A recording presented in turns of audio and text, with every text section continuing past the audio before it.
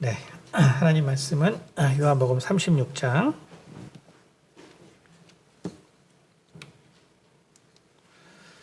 요한복음 36장 죄송합니다. 요한복음 13장 34절입니다. 요한복음 13장 34절 제가 봉독하겠습니다. 새 계명을 너희에게 주노니 서로 사랑하라. 내가 너희를 사랑한 것 같이 너희도 서로 사랑하라. 네, 그래서 오늘 저희가 이제 이 분노에 관하여 여섯 번째. 그래서 이제 분노에 대해서는 아마 이번 시간으로 이제 마치려고 합니다. 그래서 저희가 이제 처음에 나온 것이 상처에 관해서. 그래서 또 이제 우리가 상처에 관해서 설교가 동영상에 있습니다. 그래서 상처에 관해서가 제일 먼저 나왔고요. 그리고 이제 이 분노에 관하여가 이제 오늘 6회까지 있으니까 여러분이 이제 이러한 그 상처와 분노와 이제 이 부분들에 대해서 좀 깊이 생각하시기 원하시는 분은 이제 동영상에 나와 있는 설교를 유튜브에 나와 있으니까 그래서 찾아보시면 되겠습니다. 여태까지 이제 계속 설교를 들으셨던 분들은 이제 오늘 약간 정리 같이 하기 때문에 좀 이해가 되실 거고요. 혹시 오늘 설교 좀 어려우시면은 앞에 설교를 좀 들으시면은 도움이 될 거라고 생각합니다. 근데 이제 오늘 이 설교는 여기 이제 제 3인칭 시점으로 제가 이제 글을 써서 이제 정리하다 보니까 이제 3인칭 시점이 아니라 이제 2인칭으로 제가 자꾸 이제 얘기를 하는 부분들이 많거든요. 그러니까 이제 당신이란 말이 되게 많이 나와요. 그러니까 듣는 사람 입장에서 되게 이제 기분 나쁠 수 있어요. 기분 나쁠 수 있으니까 특히 부모들은 기분 나쁠 수 있거든요. 이 설교를 이제 계속 들어봐서 알겠지만 이게 아주 부모들 아주 혼내는 설교. 부모들 아주 기분 나쁜 설교이기 때문에 그래서 이제 당신이라는 말이 많이 나옵니다. 그러니까 이제 부모들이 이제 특별히 정말 당신한테 한 얘기가 아니라 이제 일반적인 사람들에게 한 얘기니까 오해하지 말고 들어주시면 감사하겠습니다. 인간이 만들어 놓은 죄의 환경 가운데 태어나고 살아갑니다. 이것이 분노의 본질적인 근원입니다. 이는 아담의 범죄가 모든 분노의 근원이라는 의미이기도 합니다. 일리아드에서 천상에 속한 신들의 분노가 세상에 속한 인간들의 운명을 좌우했던 것처럼 아담의 분노는 인류를 인간이 알지 못하는 죄의 구렁텅이로 몰아 넣었다는 것을 우리 모두가 알 것입니다. 이와 같이 부모의 분노는 자녀를 비극적인 운명이라는 구덩이에 빠뜨리게 한다는 것을 알아야 합니다. 그리스인들이 그렇게 몸부림쳐도 그들이 신들이 만들어 놓은 구렁텅이에서 할 수 있었던 일들이란 결국 그 분노로 말미암아 주어진 처절한 환경을 극복해 나가는 것이 전부였던 것처럼 부모들의 분노가 파놓은 분노의 구덩이들은 자녀들에게는 숙명의 구덩이가 되어 그들의 평생을 구덩이에서 허덕이며 빠져나오기 위해 몸부림치는 삶을 만들어 주게 된다는 것을 직시해야 합니다. 자녀들이 아무리 좋은 성취와 또 좋은 환경의 모습을 이루었다 할지라도 그들의 마음 가운데 파여진 분노의 구덩이는 그들이 평생 몸부림치며 극복해야 될 숙명이 이라는 것을 부모들은 직시해야 합니다. 부모들이 이것을 깨닫지 못한다면 우리 자녀들에게 감사와 평안과 사랑을 나누는 삶이라는 것은 저 너머 천상에 있는 천사들에게만 국한된 이야기가 될 것입니다.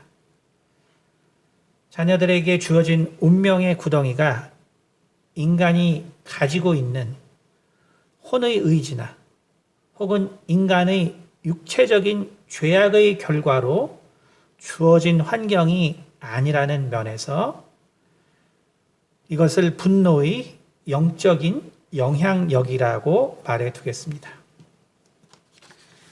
자녀들은 왜 자신이 짜증과 분노의 구덩이에서 허우적거리는지 알지 못합니다. 부모가 만들어 놨기에 그들은 알지 못하는 것이 당연합니다. 이것이 분노의 영적인 영향력이라는 것입니다. 인간은 그러한 영적인 영향력을 가지고 있습니다. 만일 당신의 주변 사람들에게서 이유 없는 절망, 낙담, 원망, 불안, 미움, 증오, 조급, 편견, 우울, 광기가 나타난다면 바로 당신을 돌아보아야 합니다. 당신의 부정적인 영적인 영향력이 있는가를 돌아보아야 합니다. 그리고 만일 주변 사람들이 당신과 같은 냉소하고 짜증내고 그리고 분노를 가지고 사는 자가 되길 원한다면 냉소하고 짜증내고 분노하는 삶을 중단하지 마십시오. 분노는 당신을 절대로 실망시키지 않을 것입니다.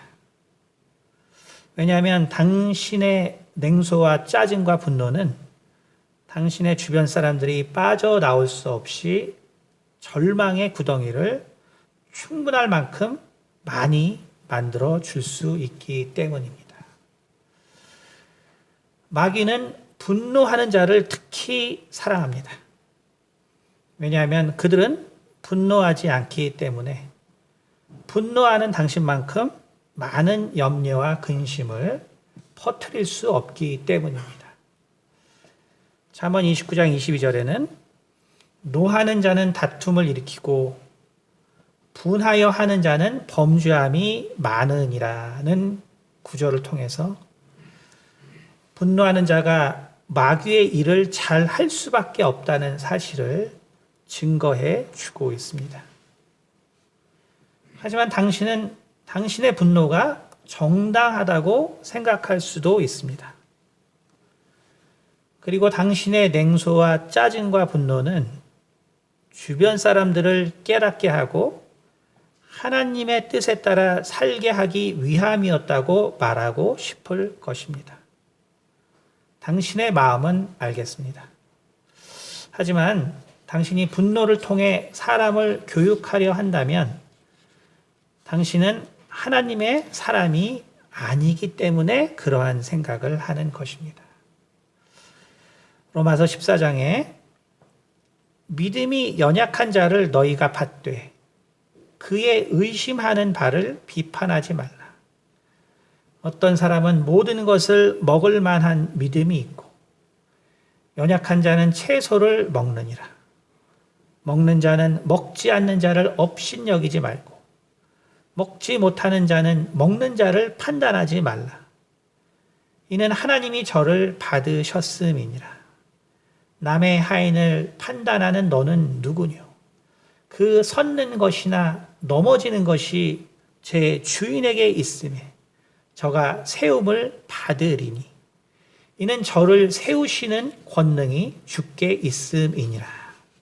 는 말씀을 통해서 사람의 믿음을 세우시는 것은 하나님이시지 당신의 분노가 아님을 분명히 말해주고 있습니다. 당신이 주변 사람의 영혼을 위해 분노한다고 생각한다면 그 분노의 힘으로 차라리 주변 사람을 위해 골방에 가서 기도하십시오. 당신의 분노는 주변 사람들에게 행해지는 영적인 살인이지만 기도는 그들에게 생명을 줄 것이기 때문입니다.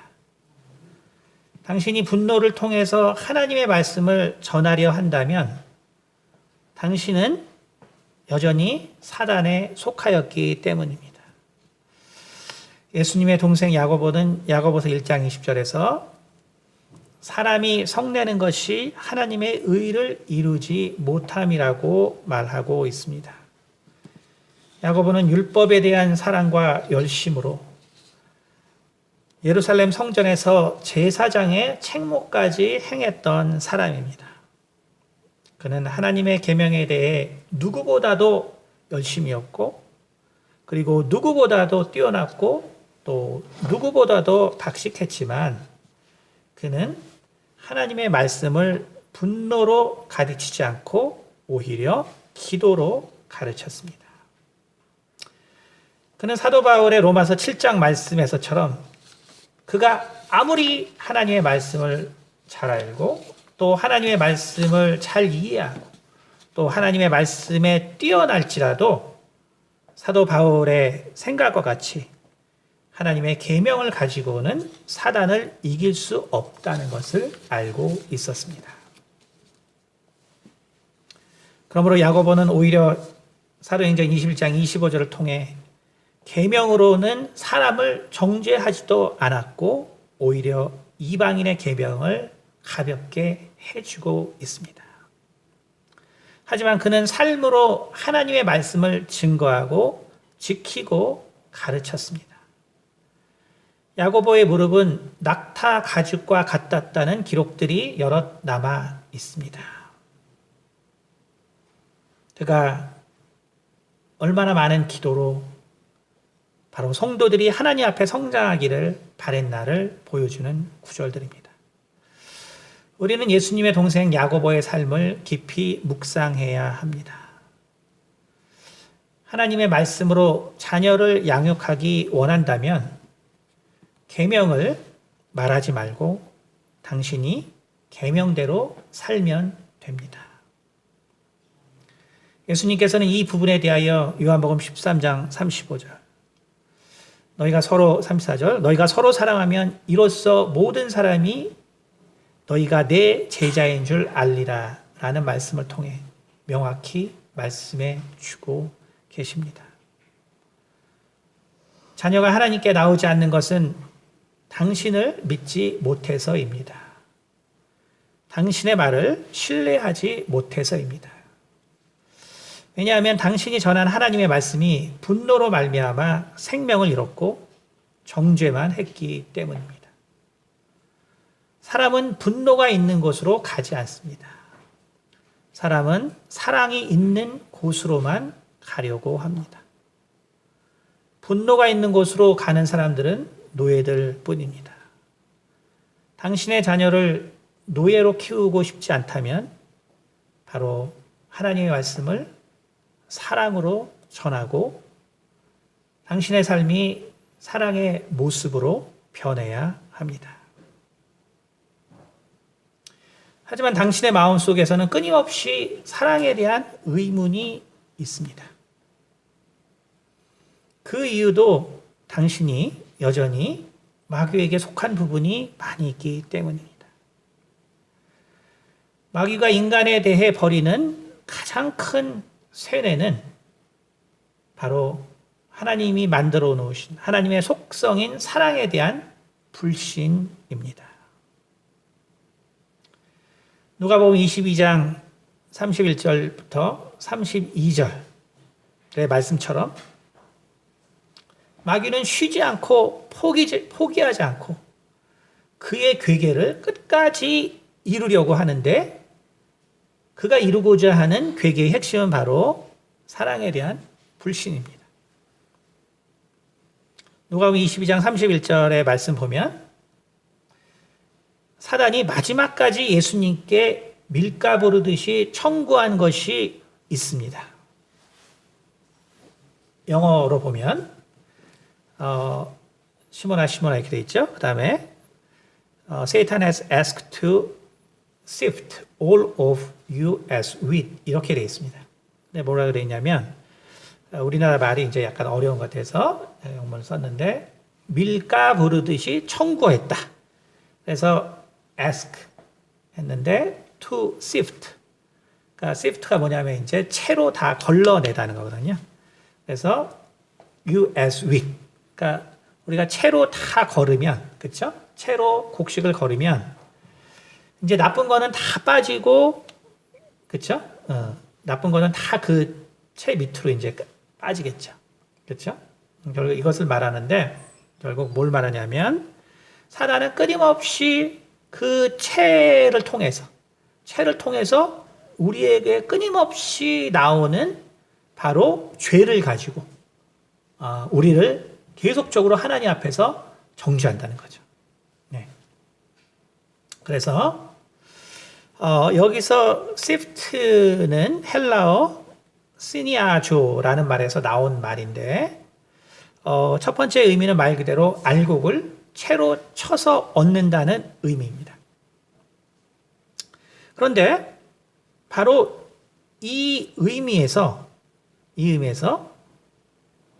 사단이 계속 우리를 갖다가 채로 쳐서 우리의 약점, 우리의 단점 이걸 갖다가 계속 까발리는 것이 이제 사단의 일이라는 것이죠.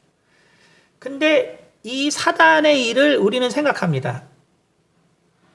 나는 그렇게 사단이 나를 괴롭힌 적이 없는 것 같은데? 나는 그런 거 못 보는데? 우리에게 아무 관계가 없는 것 같죠.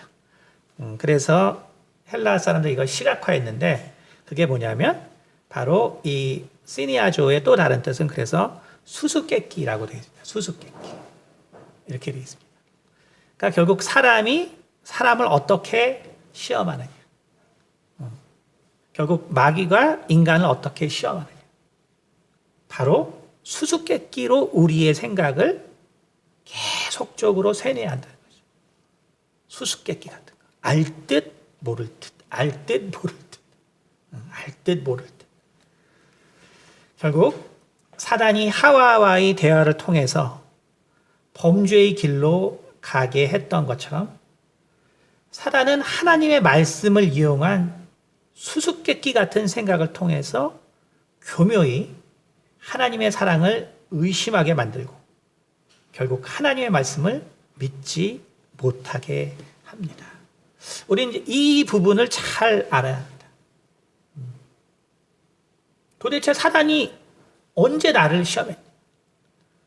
오늘 본문 말씀처럼 정말 사단이 이 누가복음 22장 요 말씀 아시겠지만 예수님께서 이제 정말 잡히셔서 정말 그 제사장의 뜰에서 이게 벌어진 일이거든요. 요 말씀 뒤에 정말 베드로가 예수님을 3번 부인하는 일이 발생하거든요. 그러니까 이 사단이 어떤 존재냐면 지금 예수님의 이 마지막 순간에서도 뭐를 얘기하고 있냐면 결국 베드로 그리고 당신의 제자들 그리고 지금 당신이 구원하고자 하는 이 사람들이 정말로 당신의 피를 뿌릴 가치가 있을까요? 이것이 사단이에요. 정말 이 제사장의 이 뜰 앞에서 정말 예수님을 이제 무죄한 예수님을 이제 온갖 안식일을 지키지 않았다. 이게 뭡니까? 하나님의 계명이죠. 하나님의 계명. 그러니까 우리가 하나님의 말씀을 내가 잘 알기 때문에 나는 내 자녀에게 이걸 가르쳐야 되고 정말 이것을 내가 전해야 되고 다 좋아요. 그러나 거기에 짜증과 분노가 섞여 있다면 우리는 속게 되는 거예요. 우리는 속게 되는 것입니다. 왜? 제사장들은 하나님의 말씀을 가지고 분노했죠.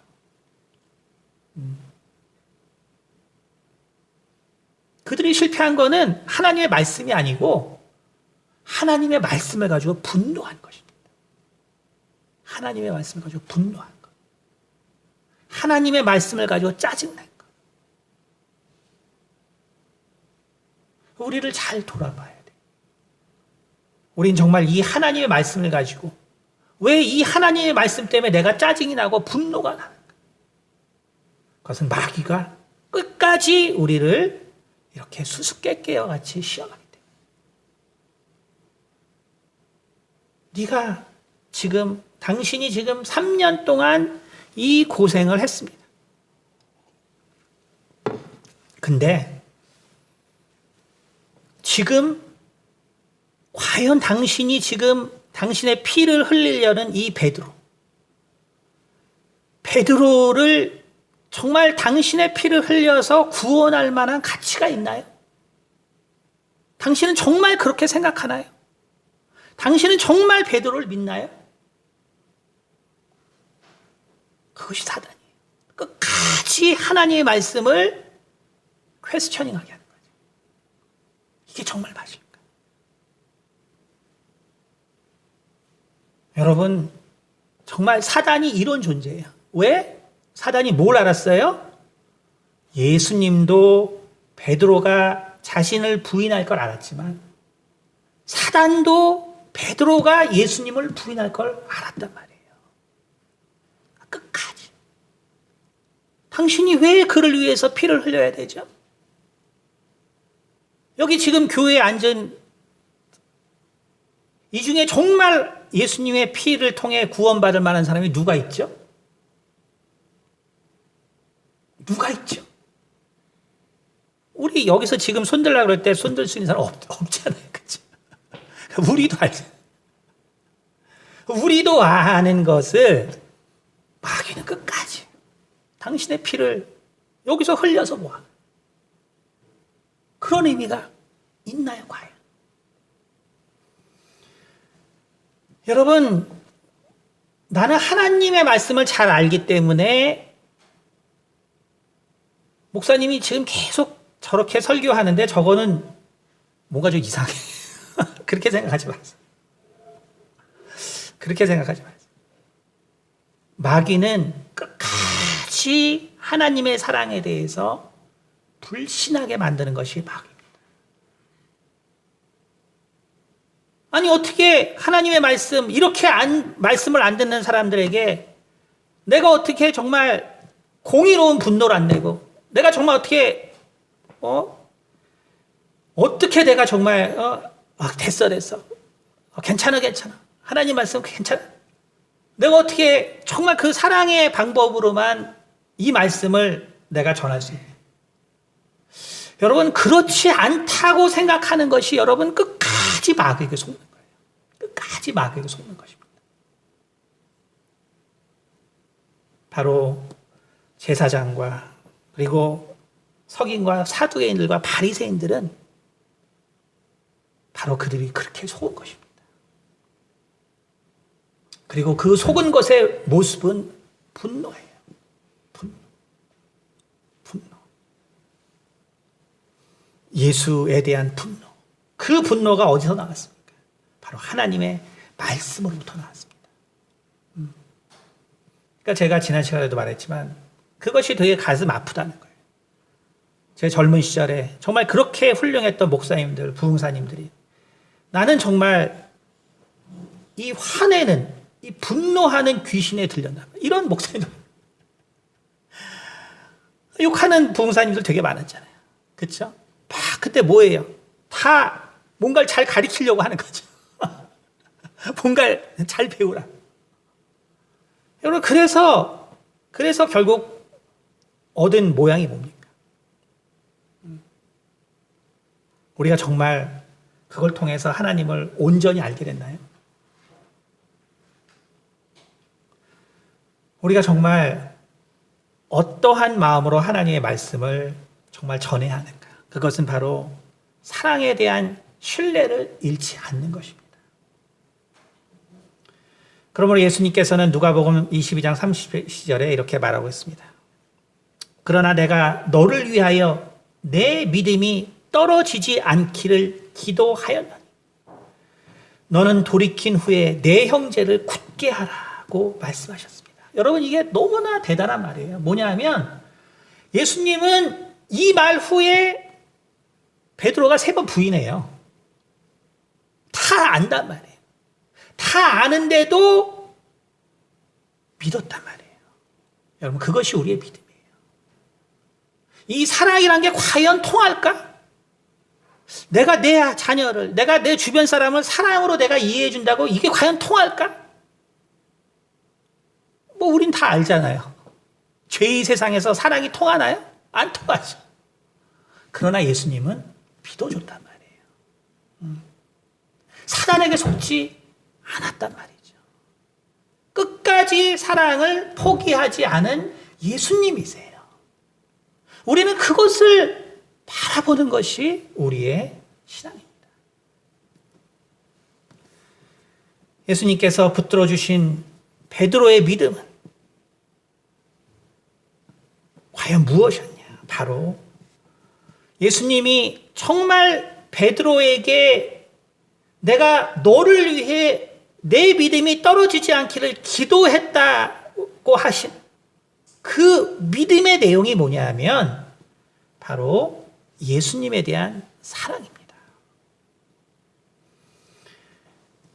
예수님을 3번 부인했던 베드로가 마침내 디베랴 바닷가에서 다시 예수께 나와 사랑을 고백할 수 있었던 것도 예수님께서 베드로의 사랑을 지켜주셨기 때문입니다.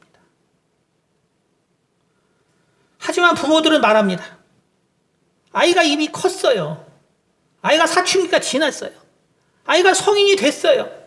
이제는 하나님의 말씀을 어떻게든 가르쳐야 돼요. 네, 가르쳐야 하죠. 하지만 냉소와 짜증과 분노로 가르치면 안 됩니다. 당신이 그럼에도 사랑에 대한 불신이 남아있다면 당신의 생각이 마귀에게서 벗어나지 못했기 때문이라는 것을 속히 깨달아야 합니다. 냉소와 짜증은 분노의 바탕입니다. 이는 모두 부모의 사랑을 받지 못한 채 성장한 사람들의 마음에 뿌려진 운명의 구덩이들입니다.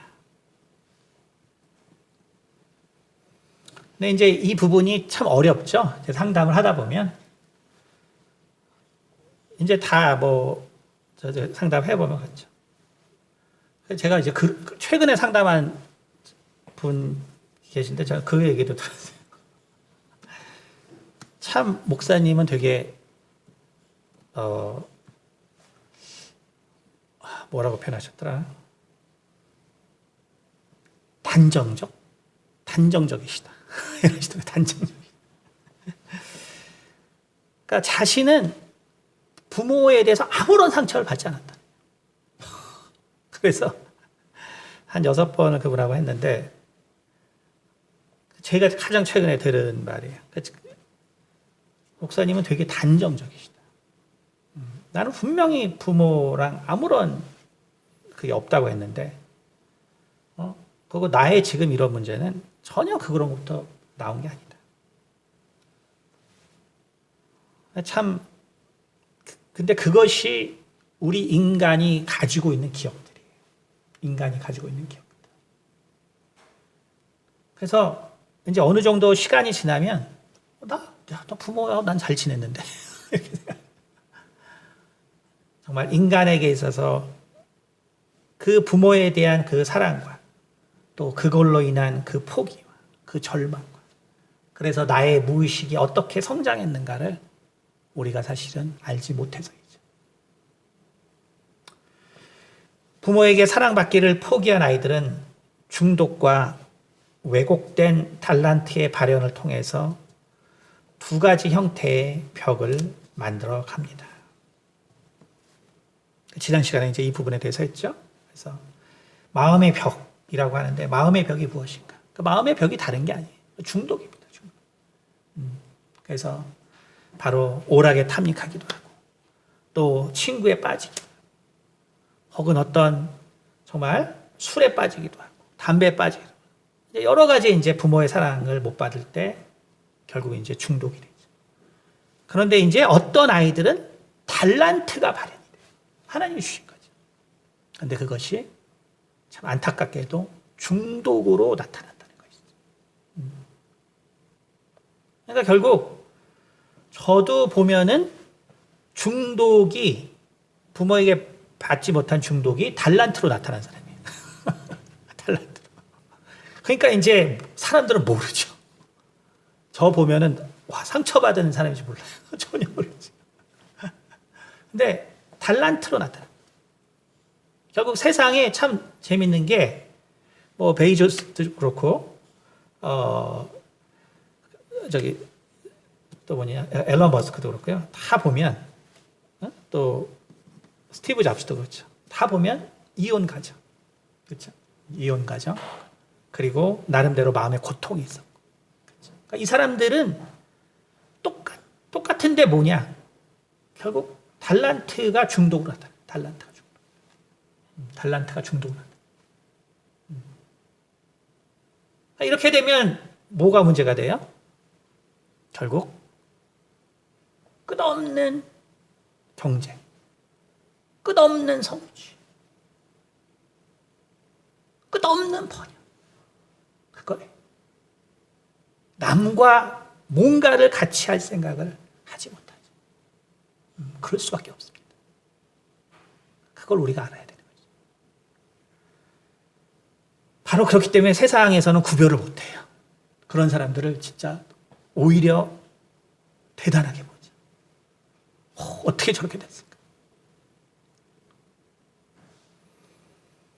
그런 사람들이 정말 달란트로 중독되지 않았다면 뭐 정말 다른 것으로 해서 그들의 운명이 망했겠죠. 그러나 달란트로 중독이 됐다고 좋다고 생각하면 큰일입니다.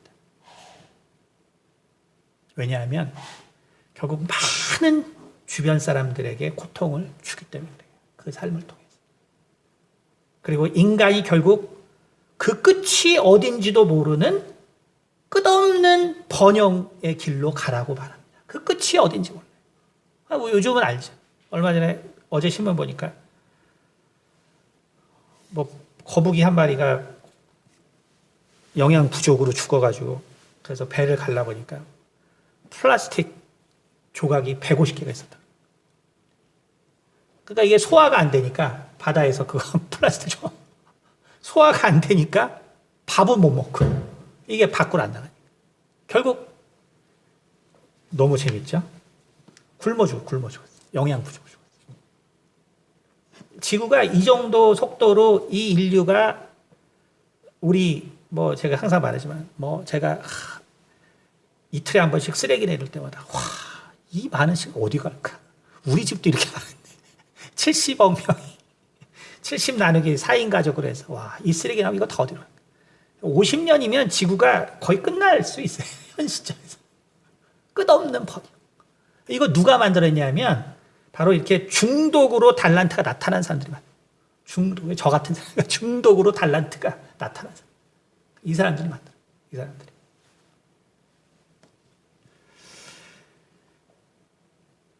한 부류의 아이들은 냉소의 벽을 만듭니다. 이는 부모의 사랑을 완전히 포기한 아이들의 무의식으로부터 나오는 형태입니다. 사랑을 받지 못했기 때문에 사랑을 줄 줄도 모릅니다. 따라서 그들은 타인을 공감하지도 못하고 하려고도 하지 않습니다. 왜냐하면 공감을 통해 밀려드는 사랑에 대한 감정이 너무나 어색하고 낯설기 때문입니다. 너무 가슴 아프죠. 참 인간이 사랑을 받고 커야 되는데 이 사랑이 너무나 어색하고 낯설다는 거예요. 참 얼마나 비극적이에요. 인간은 정말 사랑이 없으면 못 사는데 사랑이 어색하고 낯선 사람들. 그리고 마침내는 그 사랑이 버겁고 아프기까지 합니다. 그러므로 그들은 냉소의 벽을 만들고 그 안에서 편안함을 느낍니다. 자신이 쳐놓은 달란트의 벽을 보여주면서 나는 내 앞길 잘 닦아 놓았고 남에게 피해주고 살지 않아 라고 말합니다. 뭐 많죠. 상담에 보면 제일 많은 유형이 이런 난 남에게 피해주고 살지 않아. 그리고 그들은 걱정과 염려를 그들의 방식으로 해결하려고 합니다. 그것은 자기 확신을 통한 가장 이해되는 방법을 통해서입니다. 불안한 미래를 극복해야 하기 때문에 그 미래에 다른 사람의 미래는 들어올 틈이 없습니다. 타인의 미래를 염려하는 것을 통해 자신의 미래가 불확실해지는 것을 받아들이지 못하기 때문입니다. 따라서 매우 소박하고 욕심이 없어 보이는 것 같지만 실상은 하나님을 신뢰하여 꿈을 키워나가는 것 자체가 자신의 삶의 불안의 요소가 되기 때문이고 그 결과 하나님의 도움을 받기 원하지도 않습니다. 결국 그들은 하나님을 전적으로 신뢰하지 못하는 것이고 그렇기 때문에 자기 확신은 점점 강해지고 공감 능력은 더 떨어지기 때문에 더욱 냉소적이 되어 갑니다. 하지만 당신이 하나님의 사람이라면 공감하지 못하는 당신의 입에서 나오는 모든 하나님의 말씀은 위선이 된다는 것을 알아야 하고 그러한 사람들에 대하여 예수님께서는 마태복음 12장 34절 독사의 자식들아 그리고 마태복음 23장 33절에 뱀들아 독사의 새끼들아 라고 칭하신 사실을 기억해야 합니다. 이 사람들이 다 제사장 바리새인 본문 보시면 다 하나님의 말씀을 아는데 하나님의 말씀을 하는데 공감하지 못하는 사람. 그보다 더 비참한 것은 당신의 자녀 역시 냉소적인 사람이 되어 사랑을 두려워하고 피하는 사람이 되는 냉소의 웅덩이에서 몸부림치게 된다는 사실입니다. 그러므로 냉소의 벽에서 나와 소름 돋는 사랑이지만 그 사랑을 느껴야 합니다. 그것이 생명의 물이고 주님의 실체이기 때문입니다. 저는 이걸 너무나 뼈저리게 경험했거든요. 저는 뭐 사랑 없이 컸죠. 뭐 사랑을 받을 수가 없었으니까. 그러니까 사랑을 못 받았기 때문에 당연히 그거는 뭐 이거는 제가 뭐 9월에 책도 나중에 제가 그 책은 제가 이제 뭐 이제 계속 하신 분들도 꽤 계세요. 이제 몇 주씩. 근데 제가 말씀드리지만 거기 있는 내용은 상상으로 쓴 게 없어요. 사실은 다 제가 경험한 거예요. 그러니까 제가 무슨 상상을 가지고 책을 쓴 게 아니에요. 제가 이래저래 정말로 다 경험한 걸 쓴 것이지 상상으로 쓴 것이 아닙니다. 제가 항상 이걸 얘기하잖아요. 그러니까 왜 요한이 요한복음 쓸 수 있었냐?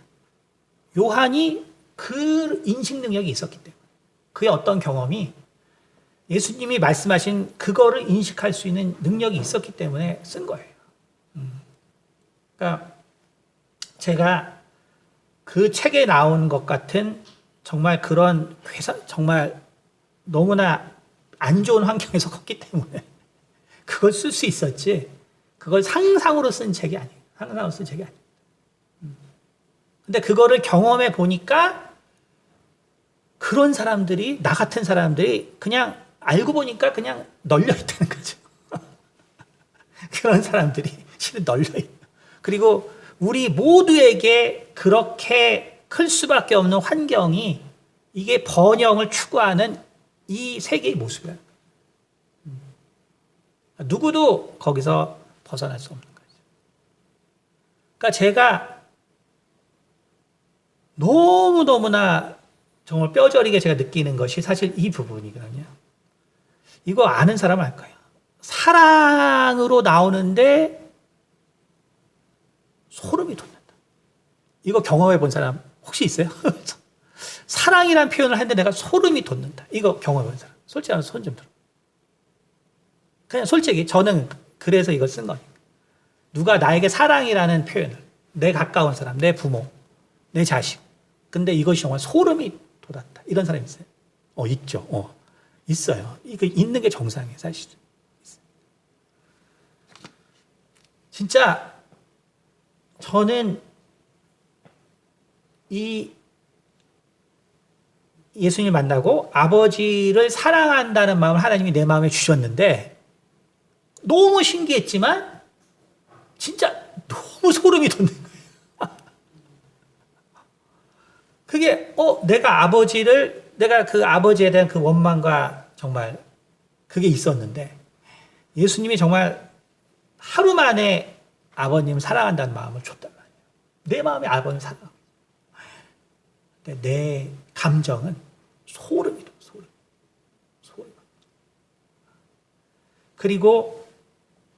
그러고 이제 나중에 몇 년 후에 친어머니를 미국에서 어떤 친어머니가 오셔서 만났단 말이에요. 너무나 만나고 싶었죠. 28년 만에 본 거니까. 근데 너무나 이제 사랑한다는 마음은 있는데 솔직히 처음에 어머니를 안았을 때 소름이 돋았어요. 그러니까 그게 좋은 소름이 너무너무 이제 싫은 거지. 처음.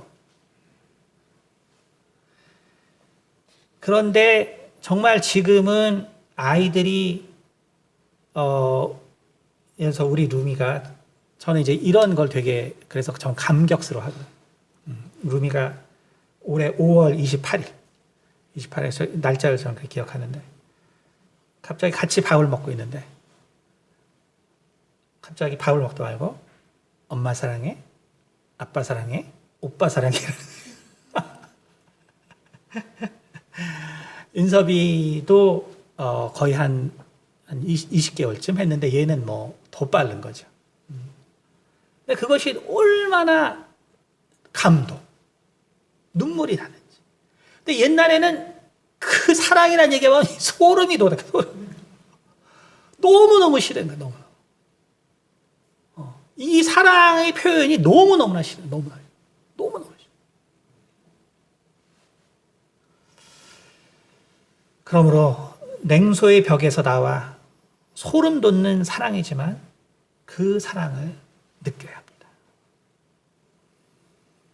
그것이 곧 생명의 물이고 주님의 실체이기 때문에.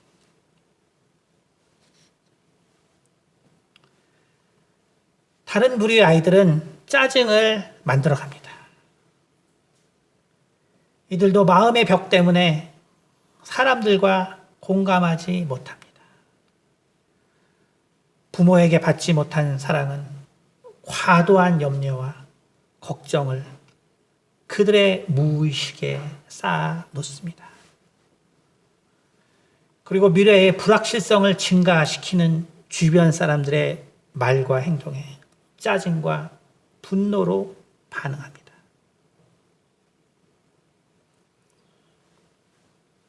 사단은 인간의 본능, 그 본능에 바로 이 마음을 자리 잡게 하여서 짜증에 대한 해결책으로 바로 번영에 대한 열망을 만들어 내가게 되는 것입니다.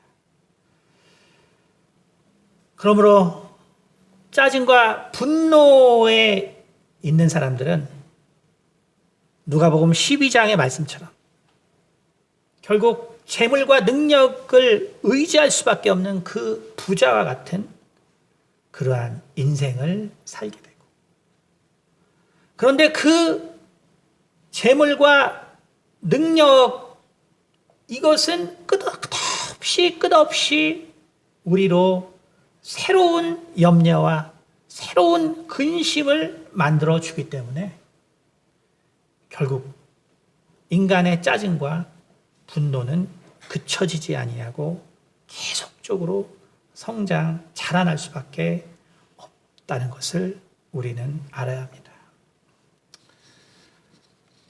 결국 사람은, 우리 인간은 우리의 부모가 그렇고 그 부모가 자식을 키운 거기 때문에 모든 인류는 결국 냉소와 짜증과 분노를 가지고 있습니다. 그래서 사람의 성향에 따라 이것이 좀 더 강하고 저것이 좀 더 강할 뿐이지, 사실 우리 모두에게는 냉소와 짜증과 분노가 번갈아 가면서 존재하면서 결국 우리는 우리의 자녀들, 또 우리의 주변의 사람들을 그렇게 힘들게 하고 또 그들에게 결국 벗어나올 수 없는 운명의 구렁텅이를 만들어 가고 있다는 것을 알아야 할 것입니다.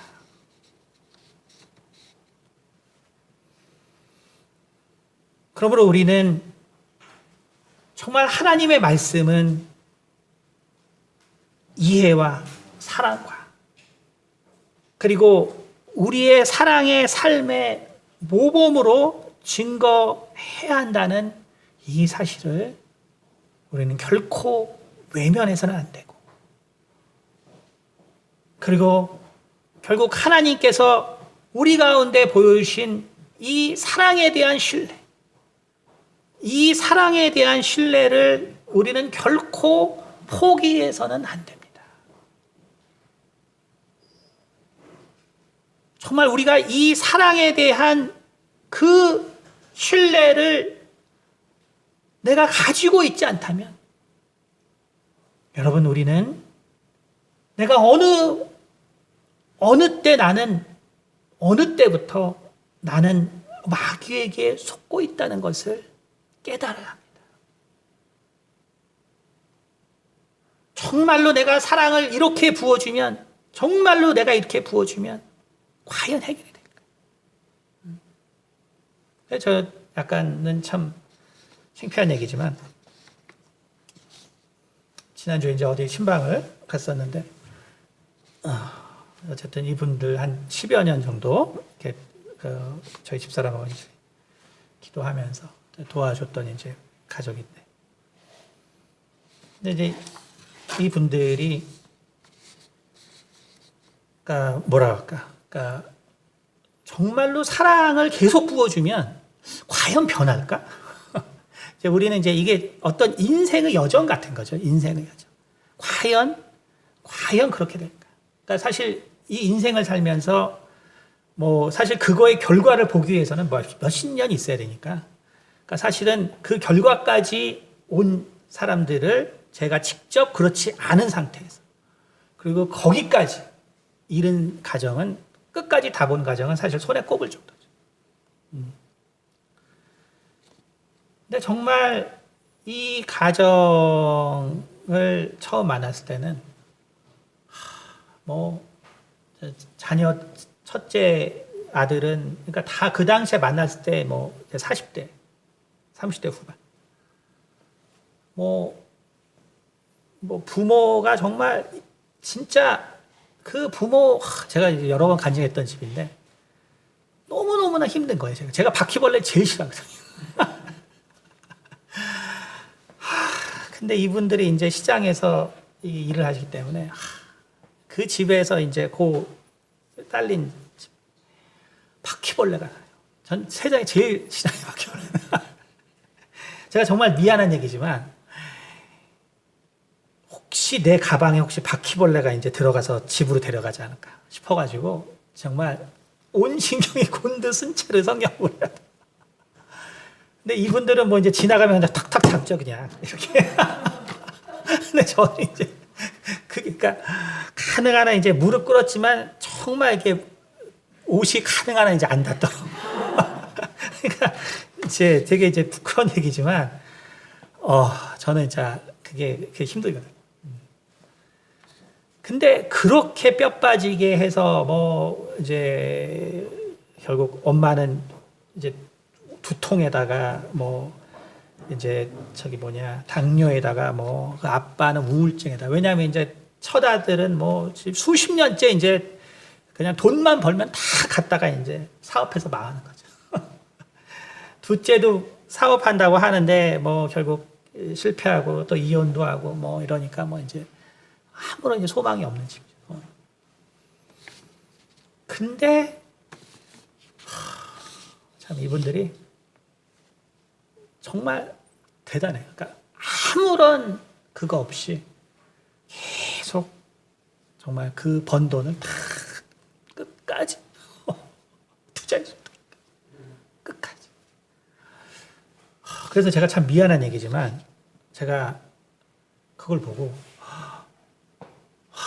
정말 이거 밑 빠진 독에 물 붓기인데 이거 진짜 참 망하는 게 보인다 이렇게 생각했어요. 솔직히 망하는. 근데 물론 참 하나님의 은혜가 있었겠지만 그러나 저는 정말 그것이 하나님의 은혜가 없었을지라도 저는 정말 그분들의 사랑이 맞다고 생각해요. 그분들의 사랑이 맞다고 생각해요.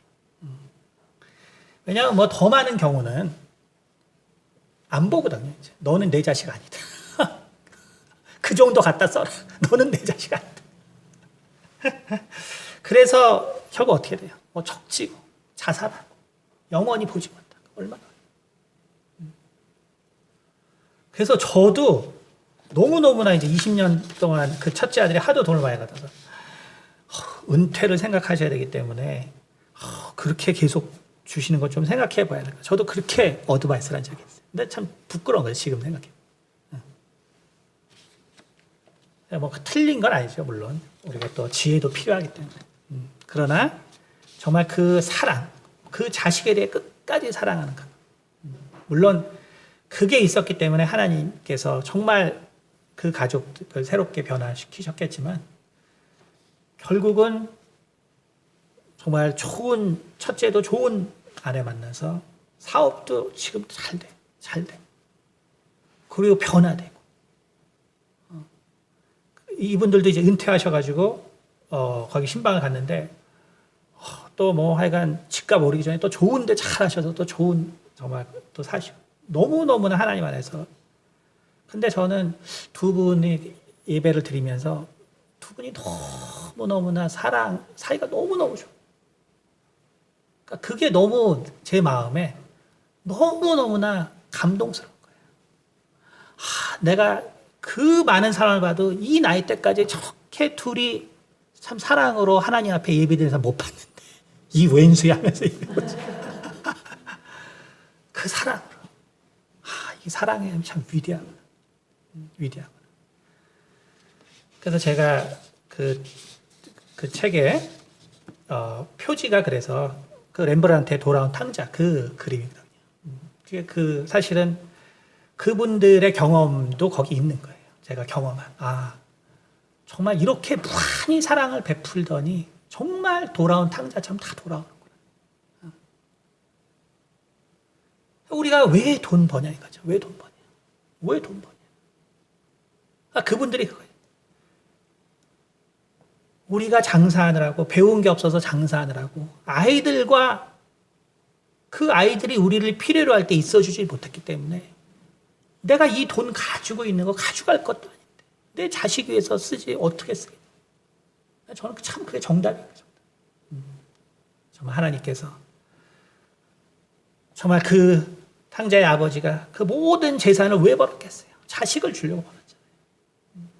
근데 자식하게 한대 준다는데 주변 사람들이 더 말려.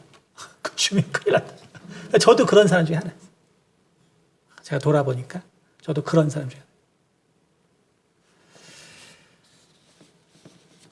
우리는 정말 이 분노가 왜 우리의 인생과 또 왜 인류의 역사를 망쳐왔는지를 우리는 깊이 생각해 보아야 합니다. 정말 주님께서 마지막 순간에도 베드로에 대한 그 사랑을 놓지 않으셨기 때문에 베드로가 다시 돌아올 수 있었던 것처럼 우리가 우리의 사랑을 포기하지 않는다면 우리는 반드시 하나님이 정말 맡겨주신 자들을 하나님께 인도할 수 있을 것입니다. 이러한 사랑의 능력을 믿으시고 참으로 우리 인생에서 냉소와 짜증과 분노를 이겨내시고 하나님의 사랑에 충만한 가정을 만들어 가시기를 예수 이름으로 축원드립니다. 기도하겠습니다. 은혜가 많으신 아버지 감사합니다. 오늘 우리가 이 분노에 대한 말씀들을 들어보면서 우리의 삶이 어떠했나를 우리가 돌아보게 도와주시고 참으로 우리 주님께서 우리 가운데 주신 참 그 무한한 사랑이 아니었다면 우리가 이 사랑에 대해서 어떻게 알았고 또 어떻게 깨달았을지 알지 못합니다. 우리를 끝까지 포기하지 아니하신 우리 주님을 우리가 다시 사랑한다고 고백합니다. 베드로를 끝까지 믿어주시고 사랑하신 주님의 사랑이 우리 성도님들 마지막까지도 붙들어 주시고 또 그 사랑 가운데 지켜주실 것을 믿습니다. 감사드리며 살아계신 우리 주 예수 그리스도를 받들어 기도드렸습니다.